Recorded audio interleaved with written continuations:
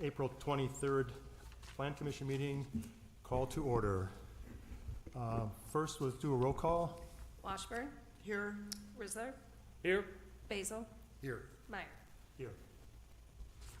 Okay, quickly, before we go to the meeting minutes, I want to introduce Tom Van Beckham. Tom has been a member of the Plan Commission, being replaced by Larry is taking his position at this point. So, go ahead, Tom. I was on the commission for 6 years, I think, and I just wanted to say as a goodbye, I appreciated it. I appreciated having been appointed. It was an honor to serve. My comments to the staff and to my fellow commissioners is that the village is in very good hands. Everyone has been very gracious to one another, respectful and professional. People listened to everybody else's comments. The staff was patient with us. And I do think my enduring contribution will be that there are many less conditions to recommended approvals than there used to be 6 years ago. So I appreciate that. But the village is, as I say, in good hands. I think everyone, even with their own perspectives, always had the best interests of the village at heart. And we were all trying to advance the village. And I think the village is doing better than 6 years ago. But as far as this commission goes, I enjoyed serving with you, and I think the village will do fine with you still in charge. So please tell that to the couple guys who aren't here, and good luck, and I just wanted to say goodbye. Great. All right. Thank you, Well, Tom. Everybody. Now, Tom, you'll still be in town, and we hope to see you at the park, at the events at the park this summer, and the musical, the bands and so forth, and we thank you, too, for all that you did and the knowledge you brought. Thank you. If you're letting too many conditions come back, you let me know. Okay. We will. Thank you, Tom. Okay, the next on the agenda is the meeting minutes of March 19th, 2025. Can I get a motion? Move to approve. I'll second that. We got a motion and a second. All in favor? Aye. Opposed? We only have 3 of us here for that, so. Okay. There is no old business, so new business, 6205 Durand Avenue Site Plan Review, SP 25-0005. Hang on. Yes, it is. I just want to also thank, as staff, I'm very appreciative of Tom. He always kept us on his toes. His background as attorney was invaluable when it came to looking at provisions and wordings and how things can be more clear. So while it seemed like to everybody else might have seemed like nitpicking, and you apologized every single time he did it, there's nothing we appreciate more than somebody who carefully reads the packet in order to be able to nitpick. It's always good that has somebody have your back like that, so that's great. Moving on. So this is a review of, and my computer is deciding to be frozen a little bit, so I'll go to this. Doesn't matter, we can't see any of it, so. Yeah, we don't have any AV. There is none. There will be no AV today. Oh, They've got a technical problem that something broke, and it's not going to be here till tomorrow to fix it. So we are going blind, and unfortunately for those in the audience, and I should have probably said something, but those in the audience, we're not going to be able to see that. I'm not going to get that hour and a half back that I worked on the PowerPoint presentation, am I? No. No, apparently Keep not. going, Robin, keep going. All right, Keep going. well, You It can looks- do this. it looked really good. It was the most beautiful PowerPoint you have ever seen. Okay. So let me.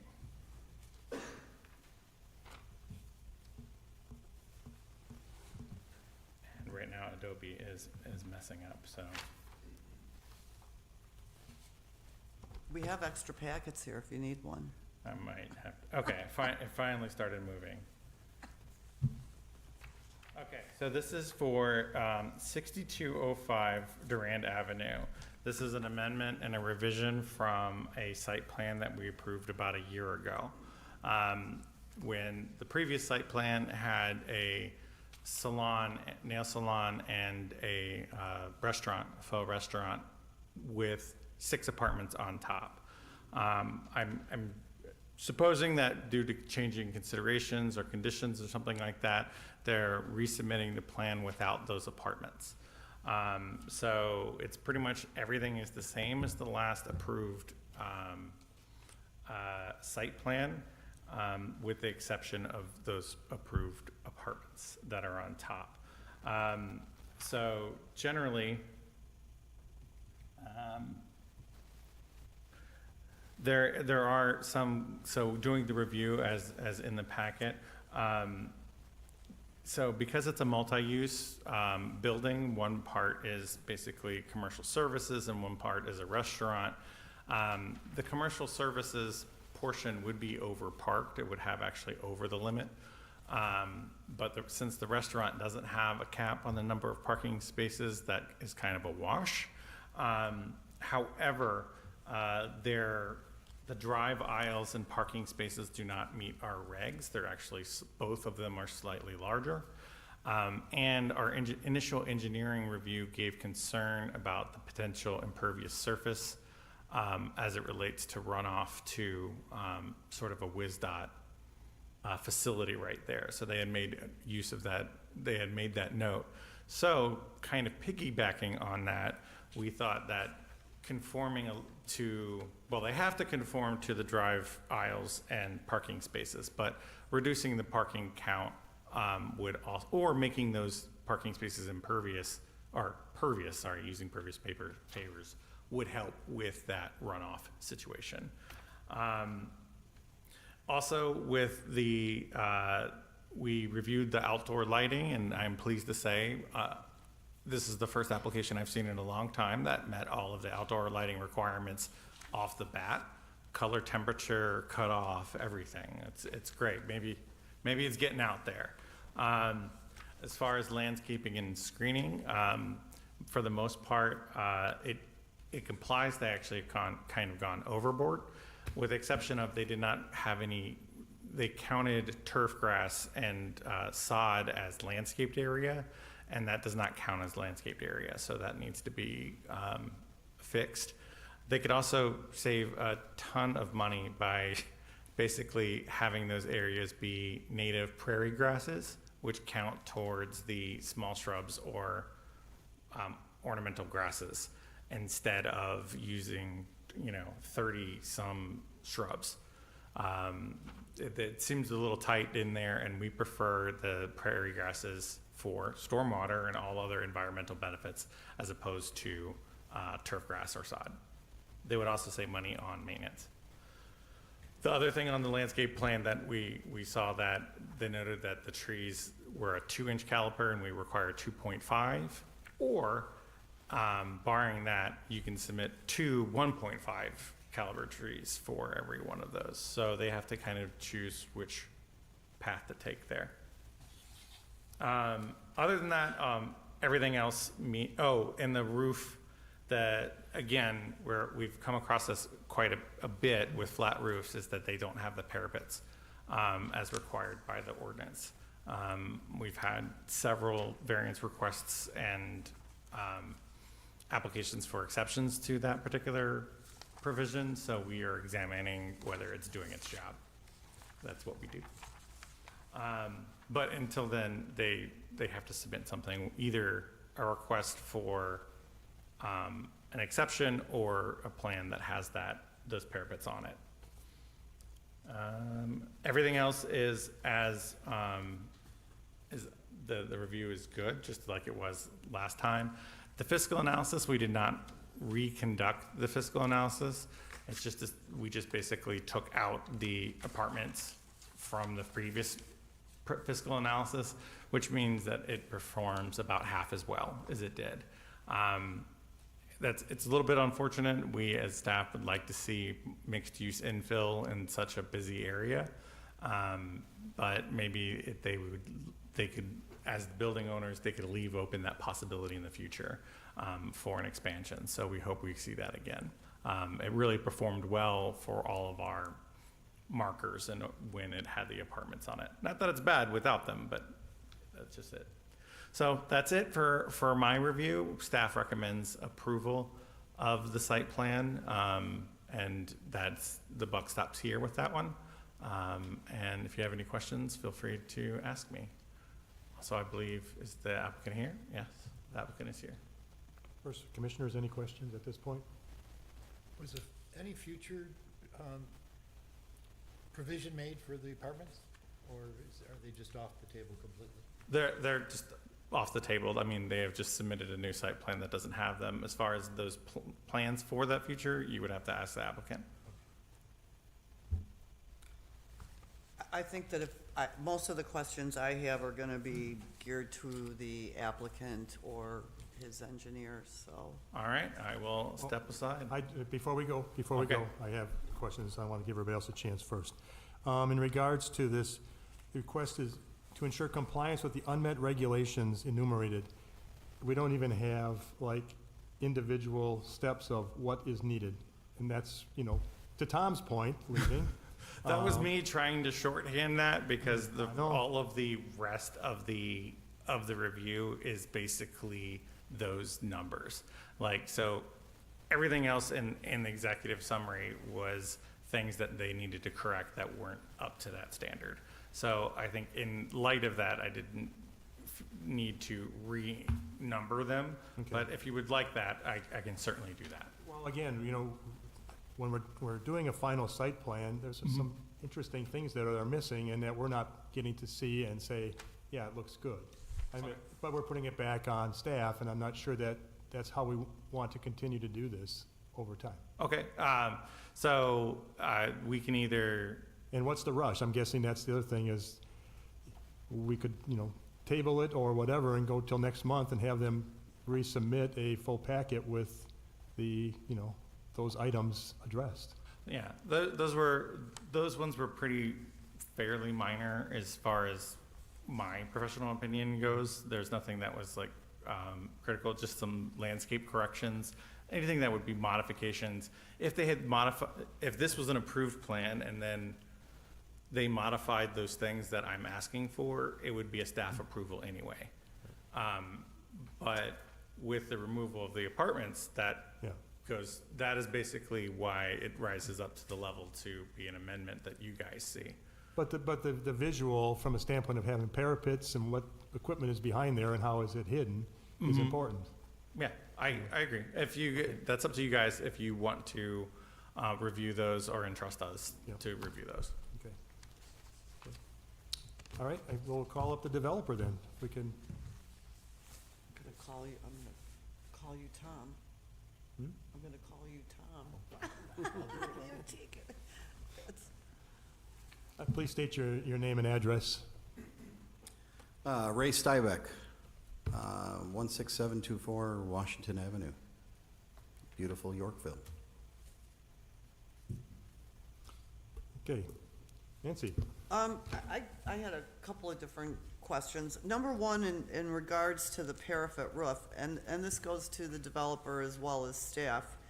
From the site plan from the building elevation, we do see here that I know I'm hearing isn't complete.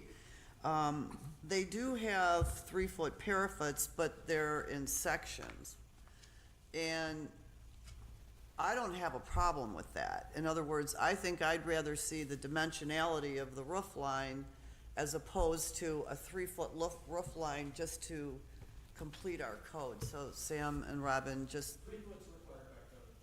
I understand that. So all the way around, but I like the way this looks and. It's not what you like, it's what the code requires. We need to amend the code to be more specific to allow for that if you wanted to do that in the future, which is one of the things that we're looking at. But as it stands now, 3 foot around the entire node section. So he would have to request a waiver, as was mentioned previously. So I would certainly support that at the board level, just saying.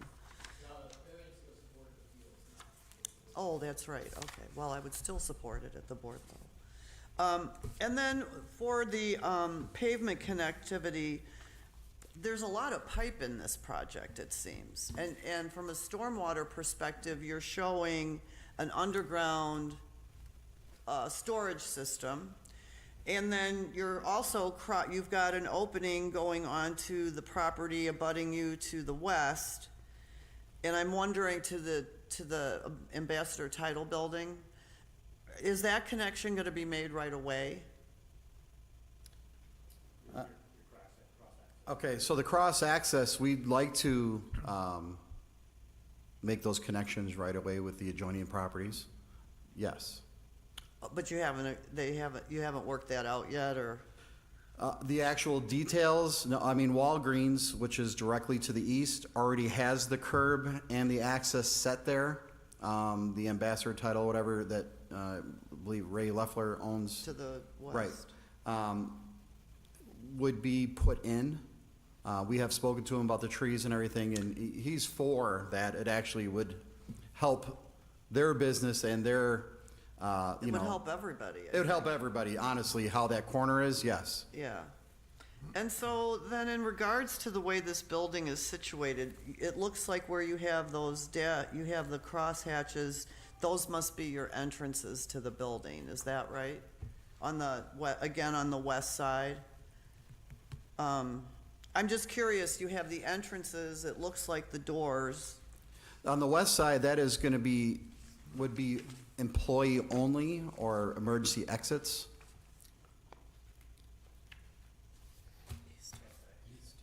She said west. Or, that's on west side, yeah. West side is, for the public, yes, public access. And what I find interesting about the layout that you have on the building that way is that all your parking is to the south, for the most part, except for a few spots in front.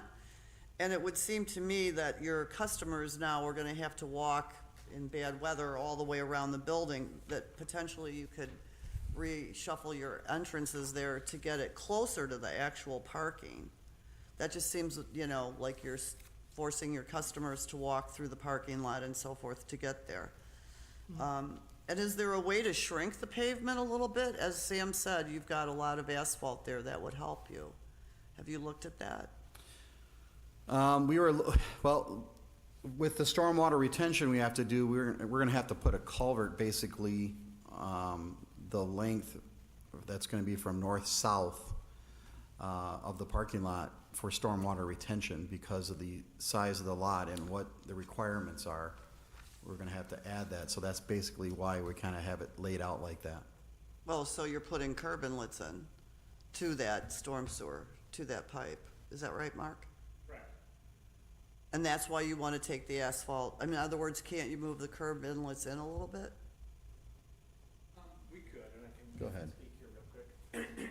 I'm just trying to help talk through Sam's request that you reduce the impervious surface, Mark, can we get your or name and Robin's address? request.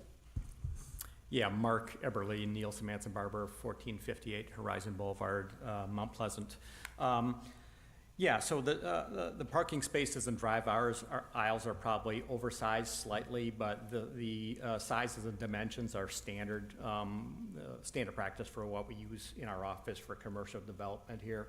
So we could potentially narrow them down slightly, but this is what we are recommending for this type of use. To the underground detention, so this property does drain, mostly all drain to the state highway out there, and with any project that's on the state highway, we have to neck down the runoff coming onto the highway to what's existing out there. So we are storing all the storm water from this development in an underground detention system, which is really the entire length of the main drive aisle on the west side of the building here. So when that gets full, does it back up to the south? It is sized to fill up in a 100-year storm and drain out over 24 to 36 hours, so it should not. It's substantial then. It is substantial. I think it's, I don't know the dimensions here, it's about 260 feet of 60-inch culvert, so 60 inch, Yeah, so, okay, it's a- substantial. it's a good-sized system. Yeah, and I can see where that drives some of, you know, your layout as well. I saw that very clearly. So I think that I think having more asphalt in this location, I know we don't like to do that, but I can understand it because of the connectivity, the cut through. getting in and out of Highway 11. You're gonna have 2 cars coming and going potentially. And I think for safety and even the fire department, you know, that, to me, it doesn't bother me at all. So Yeah. I'm just glad to see them moving along with something, and, you know, I'm sure that building with apartments upstairs was very expensive to build. Did that need an elevator to get to the 2nd floor? See, right? I mean, who's gonna do that? Not you. So, okay, thank you. I think it looks great, and, you know, if the commission needs to see more of the building finished, then I don't necessarily have a problem with them moving along with staff. I think they've done a pretty good job so far. All right, any other questions, commissioners? Nope. Thank you. Thank you. Okay, with that, is there any public comment in regards to this project? Hearing none, I'm looking for a motion. I will go ahead and make a motion to approve the site plan review for 6205 Durand Avenue, SPC 25-005. Second. With the conditions, okay. All right, I got a motion and a second. All in favor? Aye. Aye. Opposed? Passes unanimously. Good luck.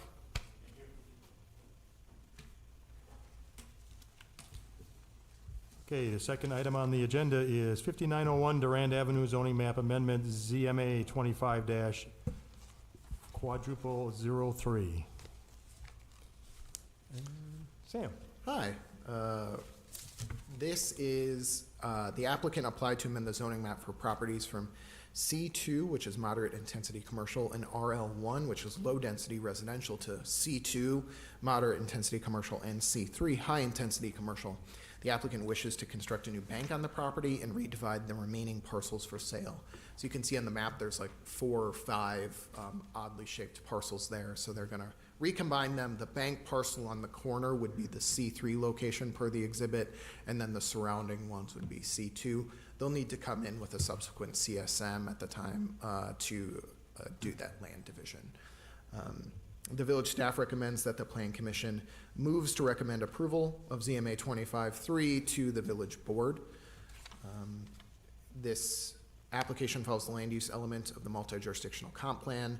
Neither the bike plan nor the park and open space plan contain any recommendations for the property. We'll do a complete fiscal analysis upon submission of any site plans for review, but it's an existing bank, gonna be upgraded to a bank, so we wouldn't expect a huge amount of change other than, you know, moderate increase for the new construction property, and any improvements that go along with that.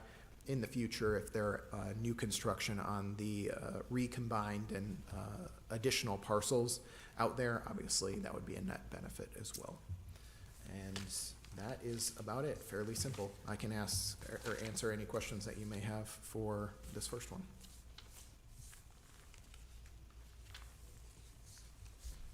I guess the only question I would have, if I might, Yes, sorry.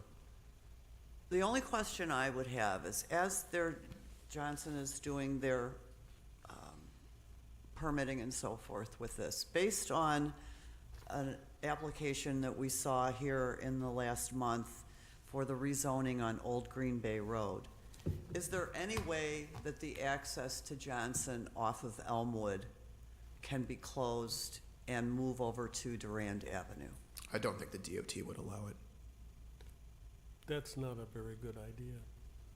That's too many driveways onto Durand.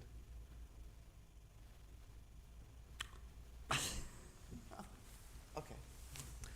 We can address it at the time of site plan review. Oh, but that my- would be terrific. Obviously, it's not a zoning issue, but Yeah, my because of- assumption is the 2 eastern properties that would be zone C2, C2, to the east would need some sort of cross-access along the rear, and that the DOT would not like additional traffic going on the Durand Avenue. If anything, my guess is they would like the Durand Avenue access to close, not the local street access to close. So you understand where I'm coming from. I understand where you're coming from Because in we get a lot of limiting. complaints about the cut-through traffic, and I know, I used to cut through that subdivision in Regency Hills to get to Johnson's Bank with my mother-in-law, and I don't, but anyway, For better or for worse, I don't think the DOT would be open to that, so my guess is that we would not poke that bear and just kind of leave the access points as is and hopefully not have to deal with them at all.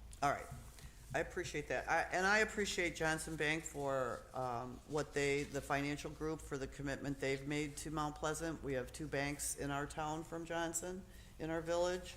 And to know that this location is a winner for them and you're willing to reinvest in it and make it bigger and better is just nothing but kudos to Johnson Financial for all you do for our community. So, thank you. Anything else, you guys, down here? Larry? And when the site plan comes in, Okay. we'll have more. Well, I do have one thought here too, as well as, because you're going to be taking that property and then dividing it, is there a chance that we can get a larger entrance on 11 to service all those parcels? Because that would help as well, so that you don't have multiple, it's the thought anyway, as far as having almost like a frontage road for those businesses. Maybe, we'll have to see with the CSM what access rights are there. From the DOT, it might be restricted to just that specific width or point, but we'll dig into it when we Like I said, see that. a larger one, and then eliminate any additional ones for the new businesses that are going to be going in east of there. Yeah, That's, I'm a little bit worried about poking DOT because my guess is, if anything, they might try to restrict it to ride-out only on Durand. So we'll see. We'll cross that bridge very All right. soon. okay. I don't know if there's any reason to bring up the submittal. Are you here, I'm assuming, whoever. Do you have anything to add to what we've talked about so far? No? Okay. Okay, with that, then, any public comment? Okay, so I'm looking for a motion. I'll make a motion to approve the zoning map amendment for 5901 Durand Avenue, ZMA 25-00003. Second? Got a motion and a second. All in favor? Aye. Aye. Opposed? Passes unanimous. Okay, we move on. Next is 5723 Durand Avenue zoning map amendment, ZMA 25-4. The applicant applied to amend the zoning map for the property from C2, moderate intensity commercial, to C3, which is high intensity commercial. The applicant wishes to occupy the former North Shore Bank building with Johnson Bank temporarily while they reconstruct the Johnson Bank site on the corner. At the same time, oh, I already said that. This needs a rezone because North Shore Bank has been closed long enough that they've lost any legal non-conforming rights. And the C2 district limits drive-throughs to 1 lane only. So they could occupy the bank building, but they could only use one of the drive-through lanes. So they have to rezone it to use all of the drive-through lanes. That's written to protect, multiple drive-through entrances for like fast food restaurants or other types of things. So that's why we made it clear that the bank is occupying a former bank. We have talked to the applicant because when it is zoned C3 and they move back, then someone else could come in and develop that site with multiple drive-through use by right. So I just wanted to put it on the record that we both talked to the applicant, they know that, and we as village staff will likely recommend zoning it back down to C2 at that time to protect against some sort of future multiple lane drive-through Definitely. use.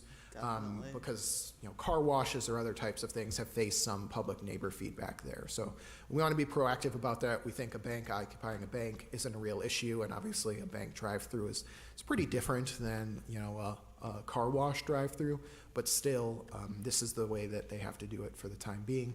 And in a year or two, when their new building is beautifully constructed and they vacate the North Shore Bank building, we'll take down the zoning at that time. So. With that, this complies with the comprehensive plan, and the village staff recommend approval of this zoning map amendment. Are you guys buying the North Shore building, or are you leasing it? No, we would just be leasing it for, 1-year term with 3-month options so that we can construct a bank and just temporarily while our doors being constructed. Yeah, no, it makes sense. I just was curious as if you were actually gonna buy it from them, and might be an opportunity there, you never know. Real quickly, It's a nice spot. before we address them though, you need to have them up in a microphone, because otherwise, nobody out in over the airwaves can't hear you. So, Name and address. well, first of all, let's go to any other questions for Sam. Let's do that first, okay? Is this 5723 or the other one? I think our 59. packets my packet has two 5901s in it, so I had gotten it offline though, and I knew, on my online packet it was right, but I've got two 5901s. That's a typo in the map. It's just the map itself says 5901. Oh, yeah, the packet's correct, yeah. The map says 5901, but the amendment is correct, 5723. Yep. Okay. Okay, so we have, I just wanted to add that there was a rezone application for 5723 for a car wash that the village board denied. Remember So- that, Yeah, that's why I want to be sensitive about yeah, yeah. bank good, that bad. We're also taking a look at some of our drive-through rules as well. If we can add some clarification there, but for the time being, they're kind of working as intended. So, we're hesitant to amend them too much, but, the zoning process is what it is, so. well, I've been on the plan commission for 16 years, and I've never seen one that we've done a temporary rezone. Yeah, it's really, you're doing two permanent ones, right? Like you're Yeah. doing it and then acknowledging that they'll likely come back. We just wanted to talk to the applicant. They're fully aware that, at the end, the village is concerned with the rezone. And so hopefully that makes all the neighbors feel good that we acknowledge their concerns and we'll address it when they're done. And legal is okay with us doing that as far as doing it as a temporary? Yeah, zoning is just a fully, it's a permanent rezone, so we'll just be C3. We'll just have to amend it when their lease expires. But zoning itself is a legislative authority by the village board, so they can zone it whatever they want, when they want, essentially. And- Okay, so it's not technically a temporary, it's actually a rezone, but we're gonna do it temporarily because we're gonna change it back. That is, yeah, we're Okay, thank you. acknowledging that on the front end, Okay, yep. okay, thank you. All right. Okay. Would the applicant like to add anything to that? What we've done so far, talked about? Nothing? If you do, have you come up. Anybody, any more direct questions? No, sir. Okay. Okay. Any public comment? And there's seeing none? Okay, then I look for a motion.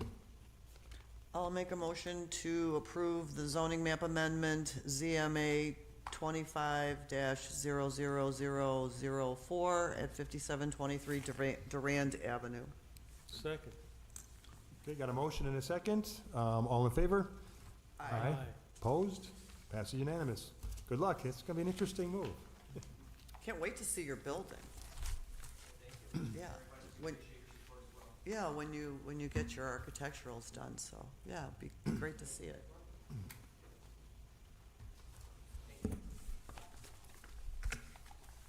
Okay, the next item on the agenda is Spring Street Site Plan Review Extension, and that is the Fred development. So there was some question as to why that wasn't listed on the sheet here, so, because we do have a public comment request to Oh, speak. okay. So that's why we wanted to make sure that was being taken care of. So, anyway, go ahead. So this is fairly simple. Spring Street Site Plan Review, SP 2314. The code requires that site plan reviews expire after a year. However, the commission has the authority to extend those at your discretion. They applied in 2023, and then it was extended in '24. Now, we're doing it a little bit early in '25. I can say the village staff have no issues with the site plan. It still meets all the conditions that we laid out at that time, so no changes there. And the staff are currently working through back-end development agreement, kind of final site details on that as well. So it is a full recommendation from us just to extend the site plan approval at this time. Did you have a, I do. Yeah, go ahead. Okay. Yeah, my question is because it also states in there that this is is unchanged except for the construction and development 2 phases. Did we approve the 2-phase change in a previous extension? Or is this also now asking for approval to do it in 2 phases? No, but there's not really a phasing requirement that you all need to approve. You just approve the site plan as is. If they decide to construct it in phases, they'll either need to come back for the second phase at that time or continually ask for future extensions for just the second phase. So you guys are approving everything as is, no phasing. If they don't construct a part of it, they'll need to ask for an extension or come back for that time if it's greater than a year down the road. Okay, because they're requesting basically to construct it, the development in 2 phases according to their letter. And you guys can When I'm approve reading- that out front now, Well, okay. but it's, the kind of base scenario is just phasing is on them. If they want to construct it in multiple phases, they would have to come back for reapproval for second phase if it's more than a year in the future. Well, okay, so maybe we want to have the developer up because I obviously let them answer the questions unless there's other questions here first for Sam. Frank or Larry? Nothing? Okay. Normally with like official phasing requirements, it shows up in subdivision platting and whatnot, and that mostly circles around like the construction and dedication of all the public right-of-way infrastructure and when that is set to be completed. We wouldn't, if it's all has to go in at start, all the public stuff, and the rest is private, then we don't really care about the phases. Yeah, and the state statutes also protects developers' ability to do phasing for developments Well, too. yeah, you said, but it was just kind of weird because I didn't know that, that's the first time I saw something that this was going to be done in 2 phases, and I'll wait for the developer because I have questions, and then Yeah, go for it. what he'll do. So anyway, according to Robin, then, the extension of Carrington, the finish of Carrington Lane will be done as part of this as well then. And then, so real quickly, state your name and address, please, and then we can. Sure. Paul Schmitter, Fiduciary Real Estate, 789 North Water Street, Milwaukee. Okay, Paul. Like I said, I guess I got confused in regards to the letter and to know this is calling phasing. Are you looking at doing the initial along Spring Street first and then going backwards? Is that how this is gonna work, or? Ideally, we would do the whole thing at once, but Okay. just from a very conservative business model standpoint and where we are in our world with costs and tariffs and unknowns, we are considering a phasing if need be. So when Sam and I talked, we thought it would be prudent to at least bring it up. But yeah, if it is phased, we would have, yes, the units across Spring Street and Carrington and the clubhouse, and that would be totaling 11 buildings and 220 units. And then the second phase would be the 5 buildings or 100 units kind of along the back where the stormwater is. Okay. Yeah.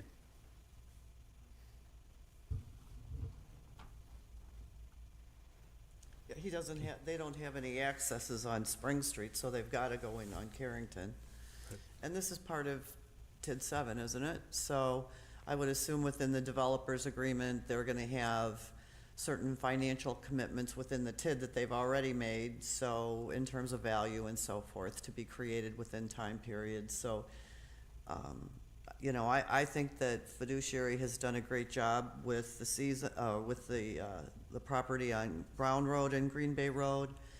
And that was at a different time, still a little wonky in terms of the market, high cost of product and so forth, but I think they've done a great job over time of being excellent business managers and understanding their model and being very efficient. And I always appreciated when you changed the 3-story down to the 220s. I thought, okay, good. So, but I trust them a lot, and we have a lot of experience in the village with them. So I'm, and I would think too, are you still waiting to get the water main? It's going in right now. It's being installed. Right. So, And that was part of the delays, but that's Right. now behind us. yeah, so that caused a lot of trouble to begin with for you. Yeah. For everybody down in that whole TIF area, so, thank you. Okay. Any other questions from the commission too? Okay. Then I'd like to call on Tony Martino to come up for public comment on this request. And again, your name and address, please. My name is Tony Martino. My address is 6710 Braun Road, Mount Pleasant, Wisconsin. The purpose for me coming here today is, Nancy, you and I have obviously differential views on the quality of neighbor that the fiduciary group has with Seasons Mount Pleasant. They are proposing to do the same game plan they're using currently at the Seasons, which is, allowing the dust to settle, filling some units, and then bringing the dust back up. I feel in many ways they've been poor neighbors. They don't have many neighbors where they are, but I believe they've been poor to the few of us that there are. I don't think they should be extended any benefits of extension until they follow through on Seasons Mount Pleasant before moving forward with anything in the future.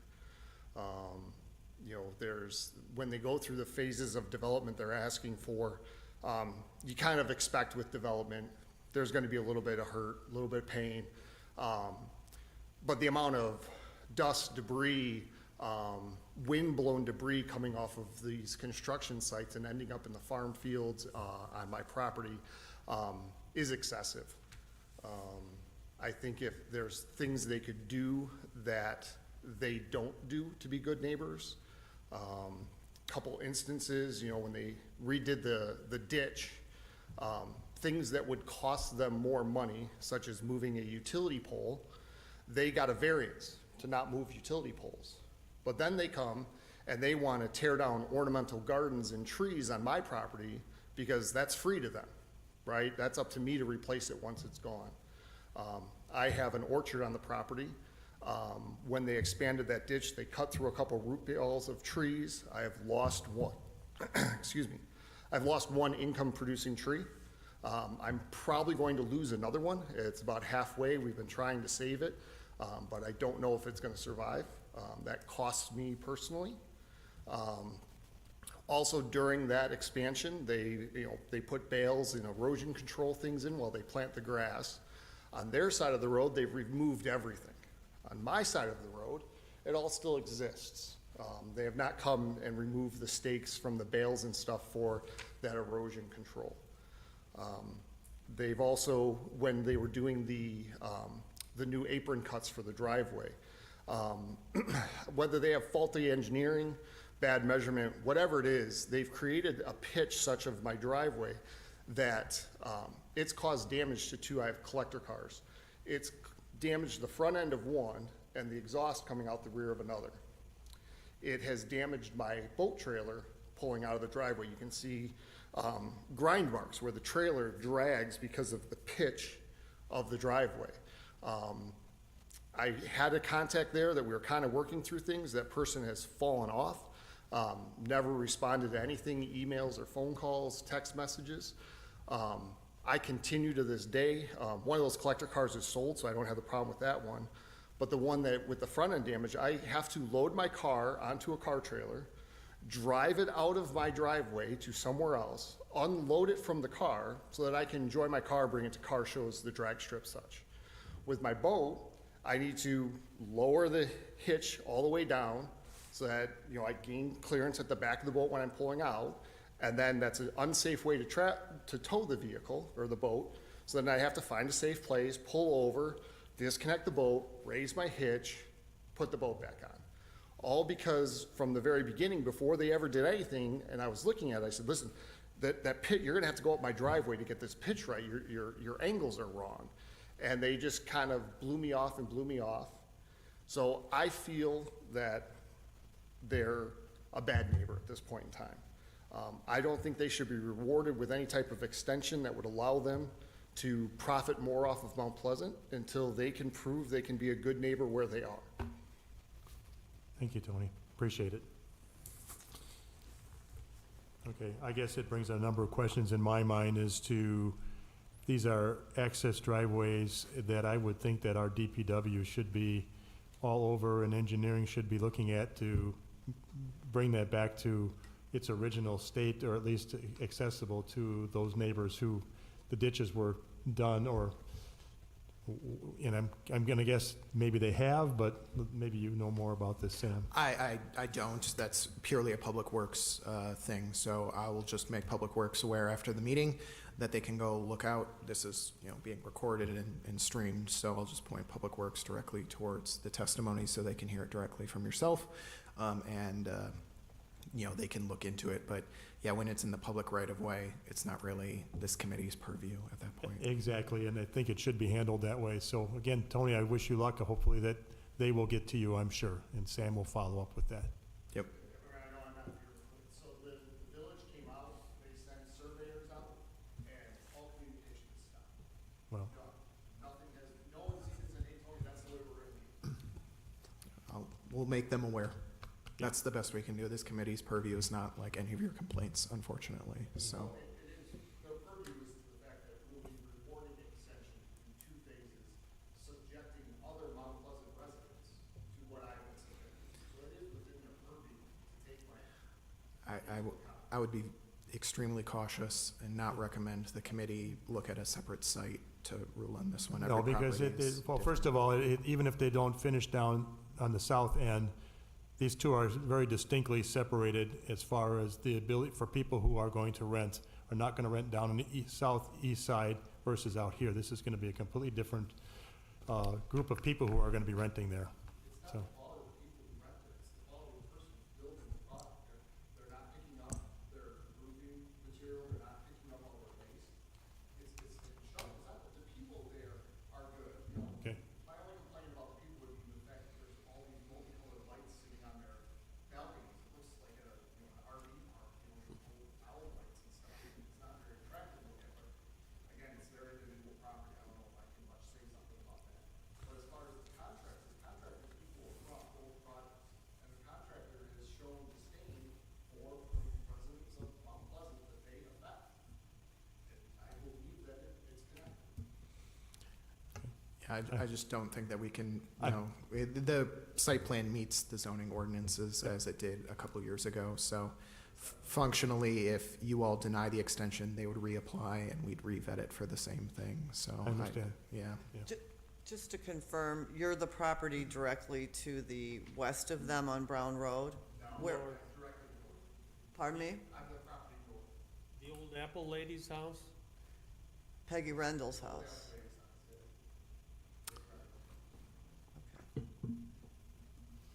Okay, thank you. So, yeah, I think, Paul, you have heard the gentleman's concerns. That has been, Brown Road, that whole area has been tough for the last couple of years.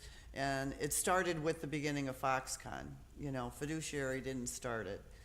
But maybe, you can go back to your build side and talk to them about that. I live right there, I live right around the corner on KR and drive by this site multiple times a day, drive down Brown Road, drive down all of it. So, I think as a whole, they've had quite a lot to do over there, but I think, it's always tough to handle those big buildings and, the construction material, but, Paul, maybe you can get the word spread that it's blowing around a little bit.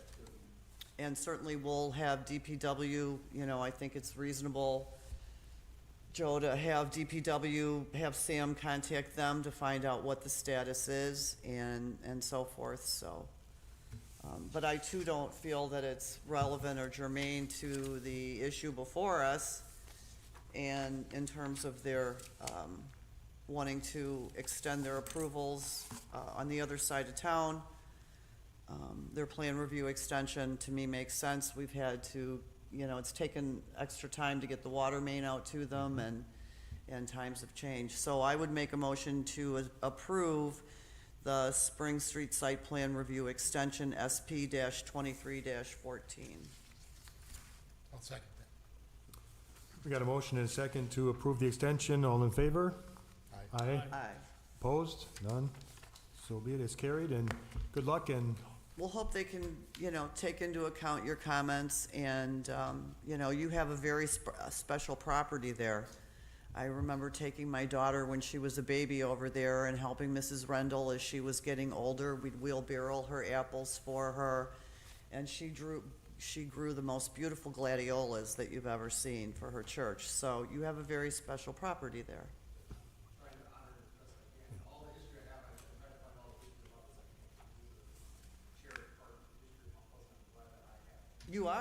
It is very cherished, going back many generations, so.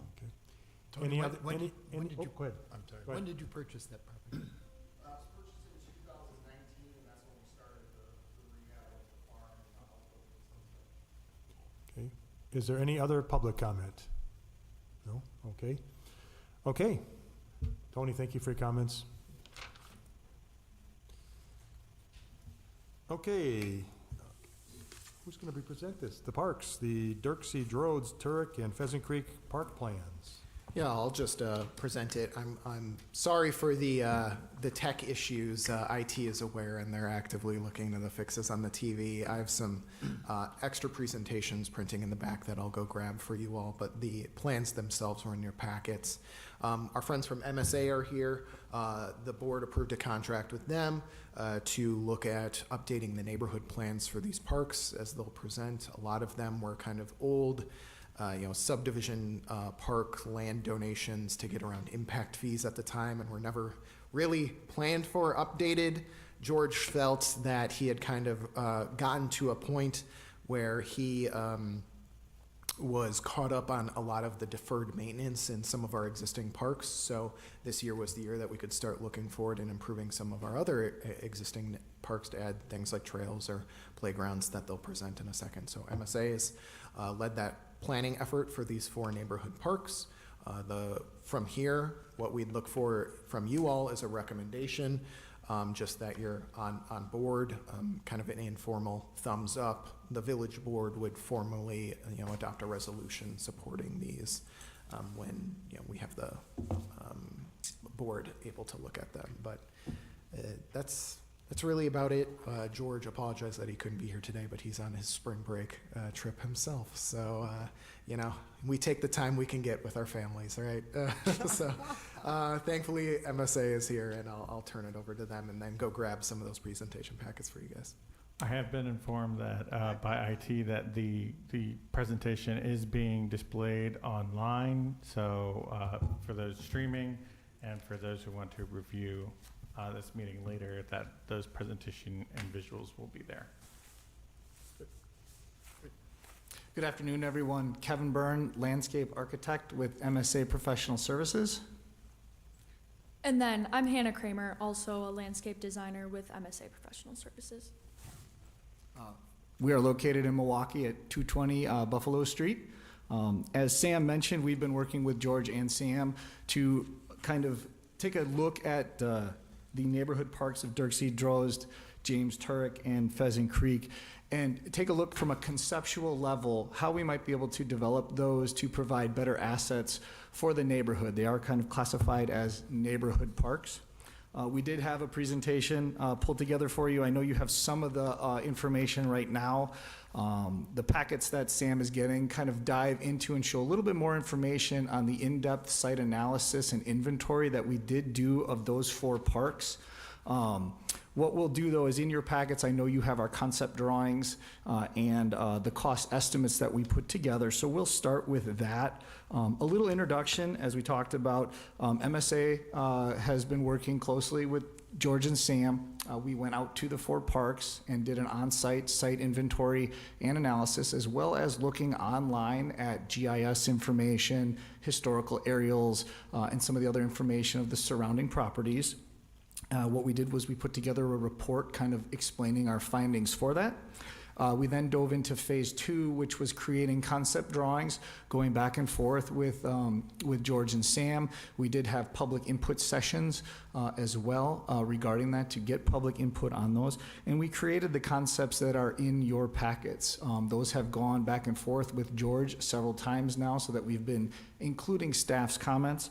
And where we're at now is kind of taking in the final staff comments, and what we'll be doing is compiling that into final plans and a final report that we will be presenting to the board, as Sam mentioned.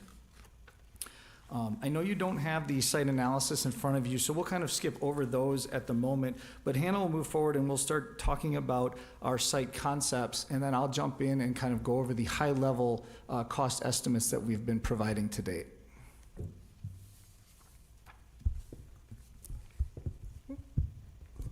Too short for this. So the first park that we're looking at is Dirksey Park, and it's located off of Piper Lane. Currently out there, there's a gravel trail that connects to the North Shore County Bike Trail, and then a small playground area, and then just trees and open space. So there is a playground and there is an existing gravel path, but other than that, it's not very programmed. So the proposed updates to this park that we're looking at is paving that trail so that it's an accessible connection, and it goes all the way around the proposed playground, which would be fully accessible and inclusive. So in this concept is shown with port-in-place surfacing, so wheel your wheelchair across it, any mobility devices you might have, and then a larger playground than what's already out there as well. And number 3 is bike racks and like a bike repair station with a bench, so the people who are coming to the park for using the North Shore Bike Trail have a place where if their chain falls off or their bike tires are low, they can fill that up and that kind of a thing, creating kind of an informal trailhead, which is also the purpose of number 5, putting in just an open air picnic shelter that would have 2 picnic tables underneath it, nothing big, but so people can gather, kind of watch their kids play, take a break from biking, that kind of a thing. But those are the proposed changes for Dirksey Park. We have got to quit. Just real quick question in regards to, you've got this as that poured, rubberized. Why only in this park, I guess? Because the rest of them are all engineered, fiber. So what we've actually done is, we've addressed that in that particular park because discussion to date has been focusing more on making that kind of an accessible hub with its access point to the trail. However, in the cost estimate side of things, we've provided alternates for the port in place and also the engineered wood fiber for all of the parks. And it's really a square foot cost that we provide, so it's very easy for us to put that together. But that's the main reason that you kind of see that for this one. And when we look at the cost estimates, these are all very high level. What we base these on projects that we are bidding currently, so the pricing is up to date, and then we do try to take a look at what escalation might be a year or 2 or 3 down the road, and we've been discussing that with George. We don't want to throw out an outlandish number, but also understand it's not like this implementation is going to occur this year, for example.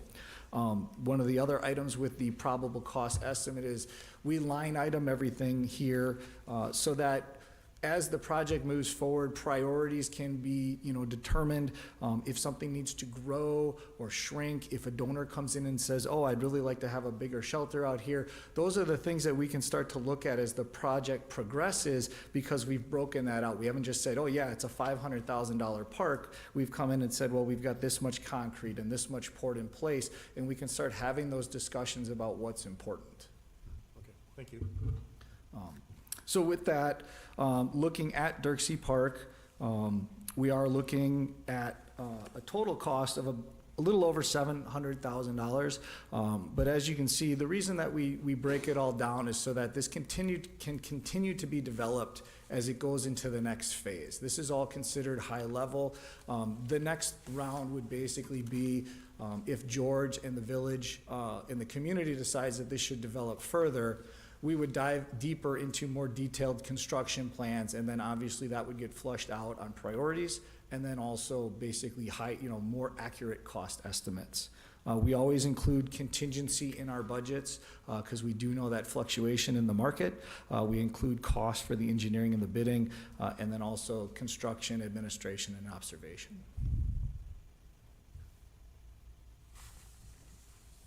Are there any other questions on Dirksey? Not right now.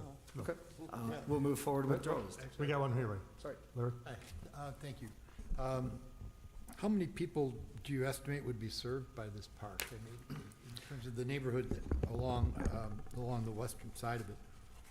It's just, I'm not all that familiar with it, I didn't count the houses, but was there any population? So we did look at the surrounding area.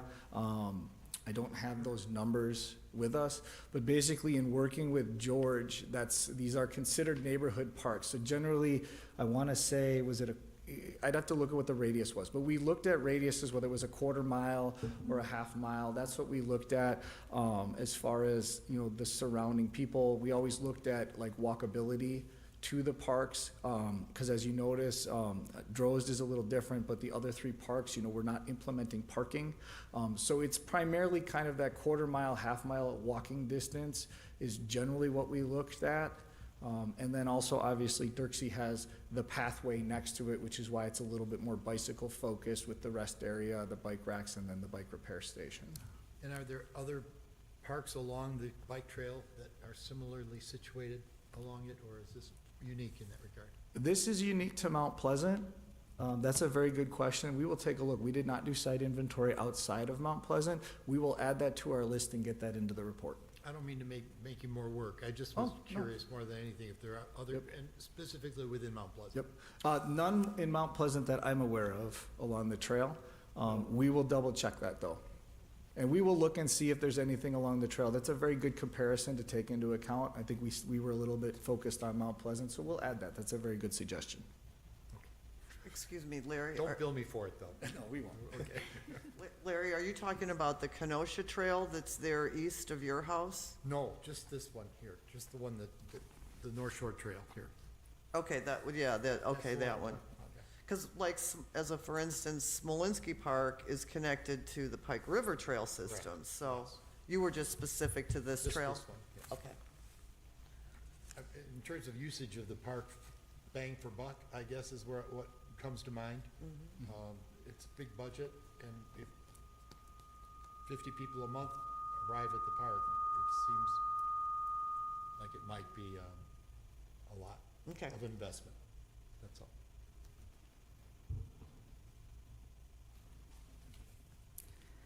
All right, so moving into Drozd Park. So kind of similar to what you're bringing up, this is the most programmed park out of the four that we're looking at. So currently, they use it with the Parks and Recreation Department for day camps in the summer. So there are, during the summer, people coming here almost every day. And then when we hosted our in-person public engagement events here, most of the people who came to that event were concerned with this park. It seemed to have the most interest and the most neighbors that tend to use this park on a regular basis. So we have two different concepts for this park. One concept that is less impactful, I would say, to the park, and then the second concept is kind of big picture, what could this park look like in the future? So the cost estimates will reflect that as well. But concept A, the first concept, the biggest thing looking at like the whole park site is paving that trail that loops all the way around and then adding some secondary paved paths as well. So currently, none of the elements in the park are accessible per ADA standards. They're not located on accessible routes. It's just sand and grass, and then the existing shelter is also just on a concrete slab in the grass, so people in wheelchairs or using mobility aids can't get to them. So this concept puts all of that on a paved accessible route, and then also adding areas of restoring the native prairie, kind of the original landscape of the area. So wildflowers, native grasses, that kind of a thing. So not only good for the environment, but it's gonna look really nice too. And then replacing the storage shed that's out there and building an enclosure for those portable restrooms. There's two of them currently out there, just so they're a little more tucked away and then accessible for everyone. And then relocating the existing Gaga pit and the bucket ball to be next to the sand volleyball so that all of the active recreation is in one space, and then building a new playground. So currently, the playground that's out there is really small, separate from the other playground that was removed due to safety concerns. So this would just have one large playground space, and then replacing the backstop for the ball field that's existing out there and adding sand baselines, so it would provide another location for T-ball games and T-ball practices, as George had mentioned in our conversations with him. And then paving the driveway that comes into the park and paving those parking stalls is another consideration of this concept as well. Sam, isn't this the park where that access road, didn't we have neighbors in about this? And isn't this determined to have some either right of recovery from them or some use of that road to be paved? Yeah, I think that'll be a village board consideration at that time. It's 66 feet wide, so the original park access was intended to be a future public street. And there are properties to the north and south that could be further subdivided and developed that we could seek a right of recovery or a special assessment against at that time. That said, you know, I don't know if that's a goal of the village. It'll probably depend on if the village board wants to fund utility access into the park to have like permanent bathrooms and stuff, then it likely does make sense to do those improvements at the same time. Whereas if in the shorter term, if the board just is fine with, you know, the portable restrooms and lack of service out there, then it doesn't really make sense. So it's kind of the trigger is more or less the park, and then we might as well do the full-scale improvements to build it up to public street standards. Otherwise, it's kind of... Well, my concern would be those two abutting property owners, if we build our road without improvements in it, and they want access, A, to the road, and B, that's where their utilities are gonna come from, we've got a kind of, that's not very good long-range planning, so as we look forward on these, that'll be something I'll be paying attention to. Yeah, I think it's just a budget consideration at that time. And if, you know, the neighbors, we have talked to both adjacent property owners in the past. They haven't seemed super inclined to subdivide the property or look at some sort of development on those. So that's why we're kind of taking a more measured approach now. But if that ever changes, or if they ever do sell that property in the future and someone does come in and want to subdivide it, you know, being next to an improved park, I think it'd be pretty nice land, and at that point, it'd probably make more sense for the village to be more of an active partner in upgrading that to public street Right, standards. we kind of have to think for them in some ways, because nobody ever wants to sell their property, and then they die, and the Yeah, kids say, well- sell it, so, Well, you know. concept B, they actually have the plan in there for water and sewer to run the road. Right. But, again, we just rezoned the north side of that property. Remember, it's now RE, that's the Erdl family. Yeah, And so that property is actually just rezoned within the last half dozen months. yeah, because And I think then the other one, I think, is landlocked. it at is. this point, So yeah. at this point in time, I would say our recommendation would be to, at least in regards to the public street, let the village's park plans drive that. If it makes sense for us to have water, then let's do it right in the long term. But I don't think we should be making any decisions purely based on the neighbors, because they're slow to do it regardless. So we'll take we'll continue to like monitor the situation, and if funding arises and the board prioritizes getting water service and sewer service into the site at that time, then we'll cross that. We'll build that road when we come to it. Yeah. Put that sewer in when we need it at that time.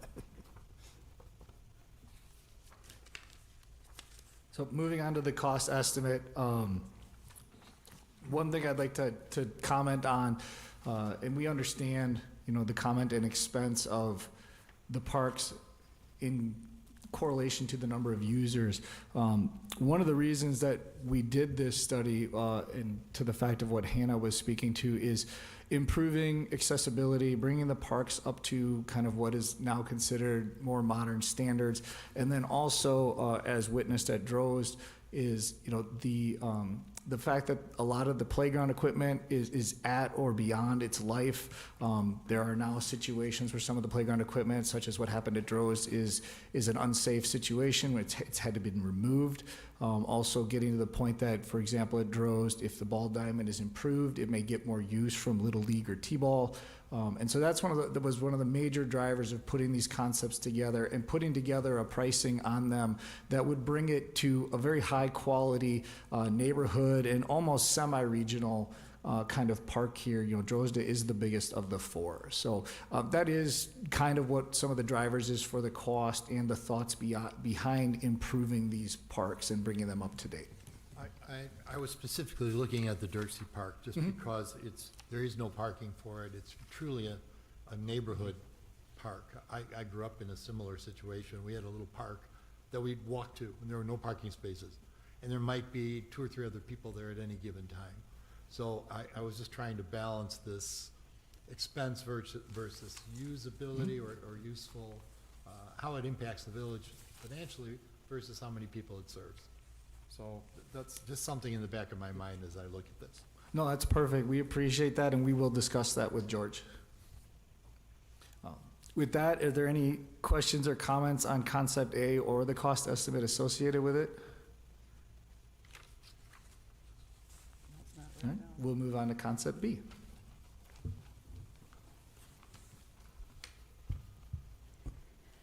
So looking at Concept B, same thing with the access road situation, so paving that parking lot. And then in both concepts, there's also a dashed line to the south of the existing parking area. So if it was desired to expand parking in the future, if this became a larger, more community park, I did dedicate space for that, but that's more of a future consideration. And then similar things in this one as well, paving that loop all the way around the park, adding native prairie restoration areas, and then the biggest difference with this concept is, as Kevin mentioned, bringing water and sewer into the park. So we would replace the open air shelter and the storage building out there with a new shelter that has the restrooms inside, so the permanent restrooms, picnic space, and then also storage space for that rec program in the summer that uses that storage shed currently. And then adding more recreational elements, so a half-court basketball court, moving the Gaga pit and the bucket ball to that paved area, keeping the sand volleyball court, but just shifting it a little over to the west, and then proposing a larger, more accessible playground here as well.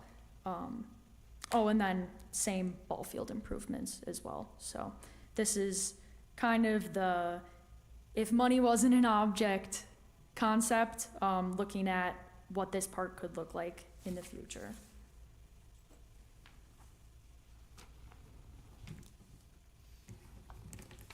Yeah, and the cost estimate reflects that, as mentioned, sanitary and waters included this for an improved restroom area.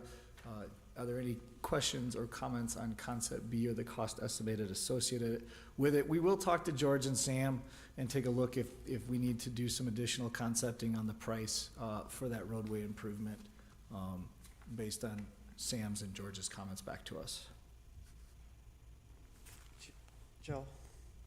Yes, Nancy, go ahead. One of the things that I think is interesting on Plan B, you've added the bike racks. And based on this location, I know about 500 people that bike everywhere over there. I think that we're gonna be light on the bike racks.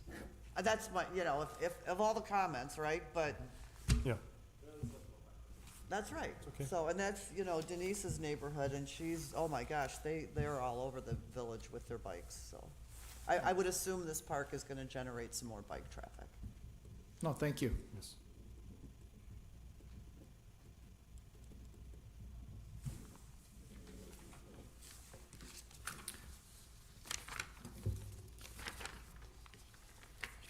All right, we will move on to James Turk. Yeah, so currently out at James Turk Park, there are 2 access points from the north on Regency Hills Drive and from the east on Burr Oak Drive. And they're kind of these weird easements between residential properties, so it's currently just a gravel kind of access, and then it ends a Suning loop all the way through the park, and then connecting both of those entrances, since currently they are not connected. And then also there's a drainage swale that serves the houses on Christie Court, so putting a culvert underneath that paved path so stormwater can still flow there it's an important consideration. And since a really big chunk of this park is that wooded wetland area, looking to conserve that area, but then all the way around it, restore that to native prairie as well. So their number one on the proposed is just adding an extension of a mowed lawn path. So that would just be as wide as the mower decks that kind of come through there. So adding another walking space there. And on Providence Drive to the west, we were looking at potentially connecting an entrance to the park there as well. Currently, it's kind of a drainage swale, so it's pretty steep, but this is conceptual, so it's not fully fleshed out yet. That's just an opportunity that may present itself if there's development to the south in the future or more development to the west. And then number 4 is there is space out there for a basketball court and a sand volleyball court, which was mentioned in the Parks and Open Space Plan as a potential improvement for this park.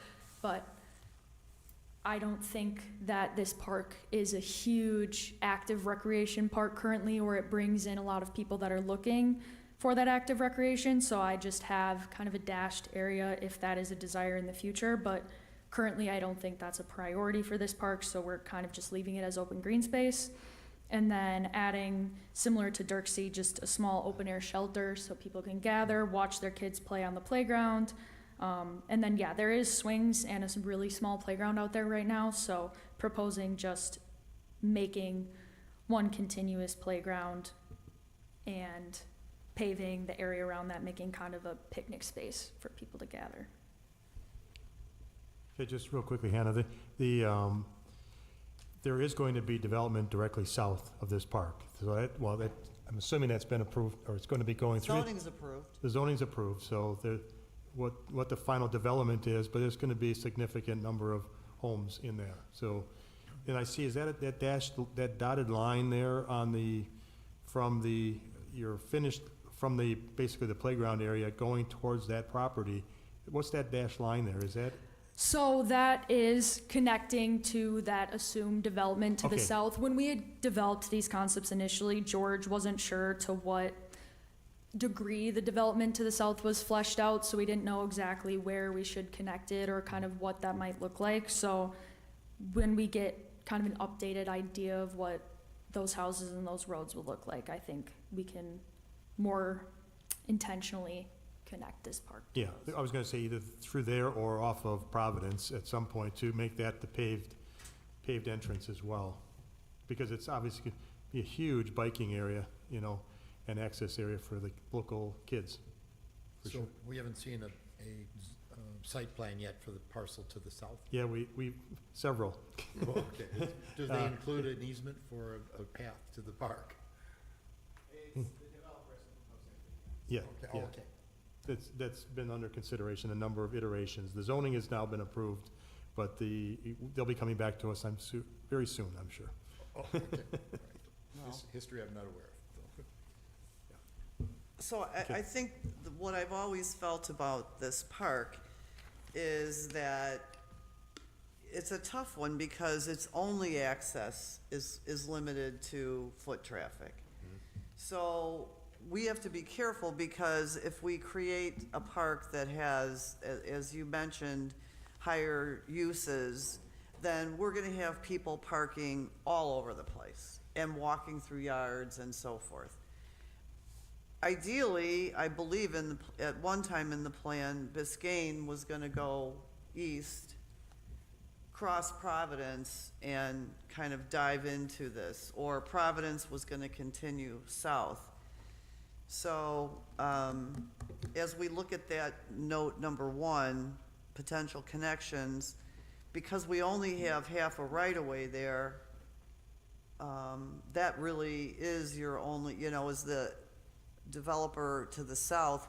I suppose we could ask them, Joe, to your point, to dedicate the rest of the 33 feet so that at least Biscayne going to the east up to the park is a full right-of-way, but it doesn't really give you anything else.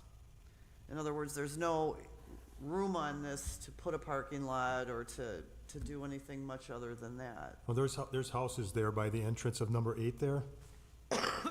or what is that an 8 or a B? B? A B, thank you.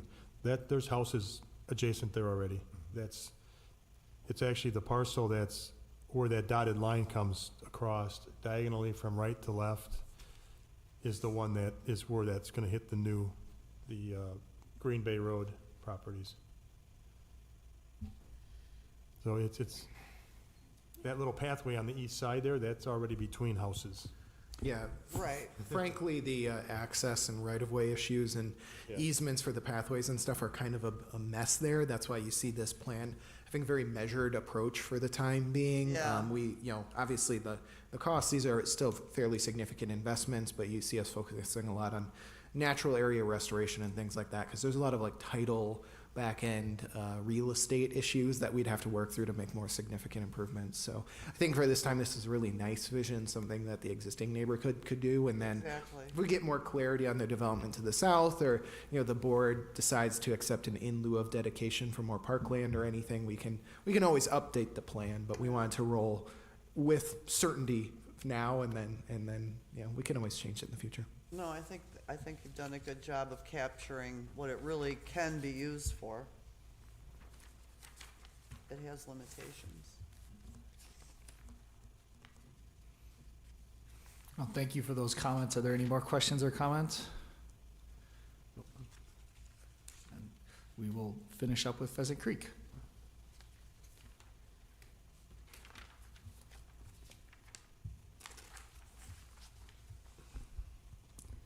Yeah, so the final park we looked at is Pheasant Creek Park, and this is the least programmed of the 4 parks. So currently, there is just the stormwater pond out there, and then open green space. There's 1 bench and then a few trees, but other than that, this park is pretty unprogrammed. Oh, and then the park sign is existing out there as well on the south.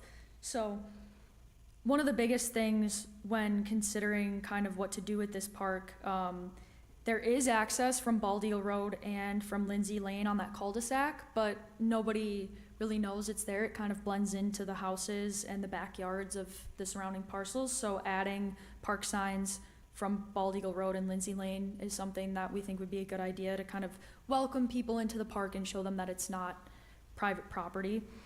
And then also bringing a walking loop all the way around the stormwater pond. Due to the close proximity on the northwestern side, we propose putting in like a natural stone retaining wall between the path and the adjacent parcel, just to add some screening, and because that slope is really steep. But then other than that, on the other eastern side, adding a small, more nature-based playground. I don't think a huge playground is really a good use for this site, since it is pretty natural as it currently sits. So that was a big consideration with the smaller playground space, and using more like wood and rope playground equipment instead of like the traditional kind of metal and plastic. And then inside of that walking loop, that would be all native prairie restoration as well, to just add more screening between the storm pond and kind of the use of the park, since that was a consideration that was brought up in our public engagement sessions. Is there was a few people that were concerned that kids might run down to the storm pond and get close to it and fall in. So we want to make sure we create a pretty wide separation between the path and that pond. And then also just adding a small gazebo shelter out there, probably fit 2 picnic tables underneath, just so there's a gathering space to kind of watch the kids as they play, or people, if they just want to hang out there as well. And then putting more benches out there and educational signage stations for kind of the storm pond and the native plants and pollinators is just another idea, kind of add more character to the park. But really this park currently, I don't think is used as much as there would be potential for. So I think it would be really awesome to give the people in this area, since there are a pretty significant amount of houses in this area, something more program that they could use. And one thing, especially for this park, but all the parks, is we try to be very cognizant of the existing neighbors. So when we worked with George and Sam and we looked at the program, we did do the public engagement. This is a prime example how we've really looked. The paths are pulled away as Hannah talked about, this is really just a mowed grass area. The entire properties as it sits right now gets mowed. There is significant slope on it, so it's not like a flat field area, but the neighborhood is using it as such. And so that's why, particularly with this one, but also with James Turek and with the others, we have looked and tried to be cognizant of the neighborhoods around it, that even though these are neighborhood parks, we are also being cognizant of the people that are directly connected to it. This to me is such typical planning of neighborhoods from 30 or 40 years ago, right, Sam? We don't put the parks in the neighborhoods anymore, but at one time there was a mandate that, you had to have a park in every new subdivision. And was this, do you remember, Sam, if this Pheasant Creek, and maybe Joe, you do? This was in lieu of impact fees, a donation from the developer in lieu of impact fees, so basically they dumped it on us. I was gonna say, to take a park with that Better way to much put it. slope, why would we do that, Yeah, So- we've since tightened our in lieu of fees with, a comprehensive outdoor recreation plan, and, we can not take parkland if it's not identified on our parks and open space, so. come a long way. We've tightened up, those rules, so we can still acquire new property as areas are developed for parks, but do it in a more proactive way, on our terms instead of the developers. I wanted to highlight a couple things as we're wrapping up these parks. One of the major comments is, we tried to look at, post-settlement landscaping patterns, or pre-settlement landscaping patterns to, should these be more trees, more prairies, things like that. We've had really good partner in like Root Pike Win and other local groups in doing restoration projects are looking for opportunities for grant funding. So some of these plans are developed with an eye of like, around the stormwater pond, maybe we could get a little bit of help. So maybe that'll help on the budget side. We'll continue to investigate those opportunities as they arise. Really with an idea, because these are neighborhood parks, people typically like them a little bit more natural that, in areas that instead of looking at, we're mowing it and then adding a dedicated, little stormwater area or something, it's that the park is natural and the mowed areas are their more maintained ones. And we've had a lot of conversations about setting in those maintenance practices for our mowed areas, whether it's an athletic field or just open green space or other things. So we're trying to do this based on some of the existing rules that we've adopted. And for long-term maintenance of these parks, we can focus on getting the native areas established, and then you're only out there every 3 to 5 years to do a prescribed burn or tree trimming or that type of thing. Whereas and we can minimize some of the mowing expenses to the areas that are meant for active play, and that open green space is a little bit better maintained because it's more focused on. So just a couple points. Ultimately, of course, the village board will be in charge of the final budget, what they approve through the budgeting process. So, we can always look to change things. We can, alternate bid things if, any portion is a stretch, the playing surfaces or anything like that at that time. So you kind of see our all in, and then the board can make budgeting considerations as they come up. But the idea is by adopting these plans, we'll come forward to the board year over year and try to keep up the momentum of, some of the improvements that the village has made to parks. So ideally in the next, 5-year capital plan for parks, you'll see some of these amenities start to being added. Yeah, I think you've done a good job with all of them, and particularly even this one and all your comments regarding, you said you had a neighborhood reach out, and you obviously heard them. And this is a very nice area, and I'm sure they would look forward to having some connectivity in there that makes sense but isn't overwhelming to them. So thank you. And I would just like to make a comment too. I work with Sam and George, picking out MSA as the folks to do this conceptual plans. And I think we made a really good choice, Sam. I love it. Was at the open house, obviously, and you guys have really, I think, hit this right on the head as to each of the parks and the ability for people to access them and appropriately. So I welcome you. Nice job. Thank you very much. It's been a pleasure to work with Sam and George and the Village of Mount Pleasant. I've got a long history. I actually was part of the team at a previous employer that worked on this campus, so it's been very interesting to watch this community grow. All right, thank you. Thank you. With that, I have nothing else other than, there's no reports, so I need a motion for adjournment. Move to adjourn. Second.